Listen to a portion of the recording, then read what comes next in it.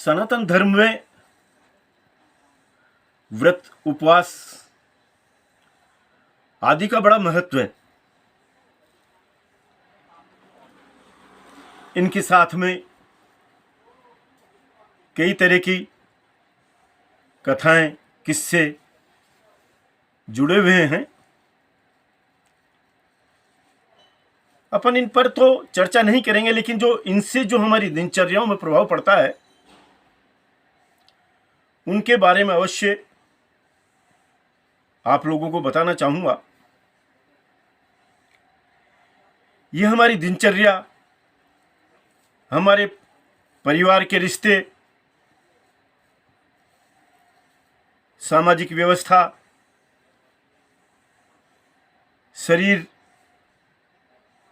को निरोग रहने के संदर्भ में इस तरह से कई तरह के लाभ प्राप्त होते हैं। हम सत्यनारायण की व्रत की कथा को लेते हैं। उसमें कहा कि कम से कम मनुष्य को महीने में एक बार तो अवश्य सत्य बोलना चाहिए। अपने मित्र, अपने बंधु बांधव, अपने रिश्तेदार सबके साथ बैठकर एक बार महीने में अवश्य भोजन करना चाहिए। महीने में एक बार दान अवश्य करना चाहिए। मित्रों, मैं एक बात आप लोगों को समझा देता हूं, चंदे को दान के रूप में ना लें।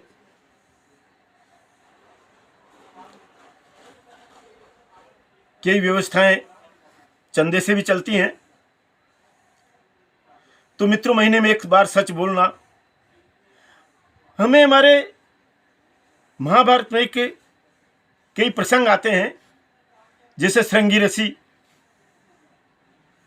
ऋषि जब राजा परीक्षित को जब शाप देते हैं तो कहते हैं कि अगर मैंने जिंदगी में कभी भी भूल से भी झूठ नहीं बोला हो तो ये मेरी बात सच होकर रहे। मित्रों, आप लोग जानते हैं योग का ये नियम है कि अगर आप हमेशा सत्य बोलते हैं तो आपकी अनजाने में कोई गलती से कोई गलत बात कही हो वो भी सच होकर के रहेगी। मित्रों, आप शुक्रवार की कथा पे जाइए, गुरुवार की कथा पे जाइए। गुरुवार की कथा का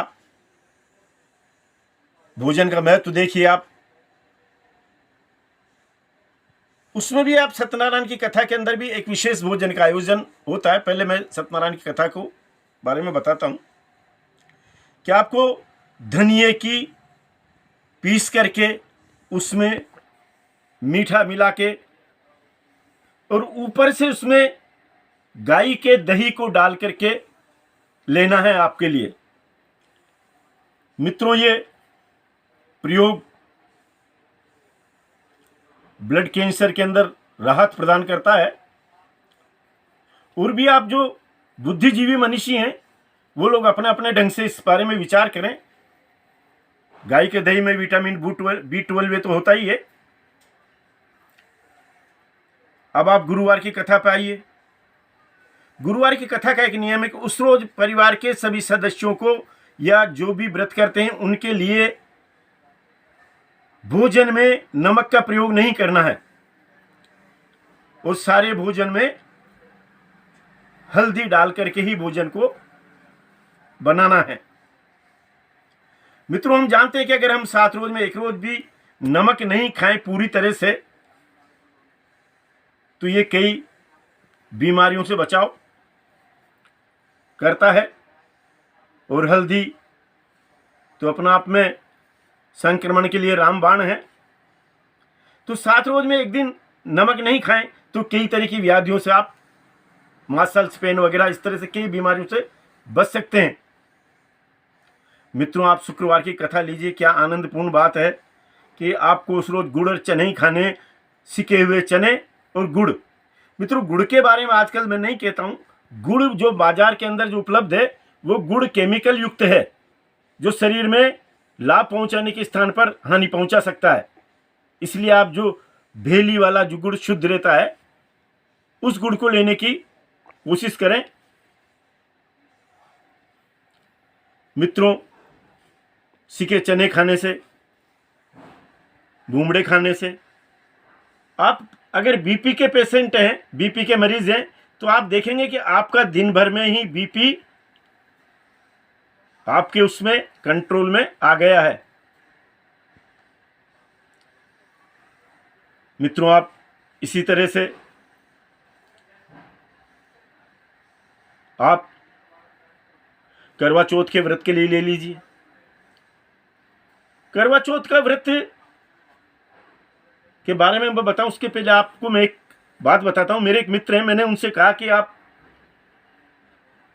अगर 1-2 दिन के लिए समय दे तो हम दोनों घूम करके आते हैं। तो उनने उसका जवाब दिया कि मैं कहीं भी नहीं जा सकता, क्योंकि मेरी पत्नी को नीचे लकवाग्रस्त हो गई है वो, और नीचे का शरीर उनका काम नहीं करता, इसलिए मुझे उठा करके नहाने धोने का सारा काम मुझे उनका करने पड़ते हैं, इसलिए मैं कहीं भी नहीं जा सकता। मैं उनकी तरफ देखा तो उन्होंने कहा कि किसी ज़माने में वो मेरे लिए करवा चौथ का व्रत रखती थी। आज अगर वो इस अवस्था में है तो मेरे भी कुछ कर्तव्य बनते हैं। मित्रों, ये स्त्री वर्ग के लिए, पति के लिए वशीकरण मंत्र का काम करता है। जो भी स्त्रियां करवा चौथ का व्रत करती हैं, आप देखेंगे ज़्यादातर उनके पति उनकी हाँ में हाँ मिलाते हुए नजर आएंगे आपके लिए।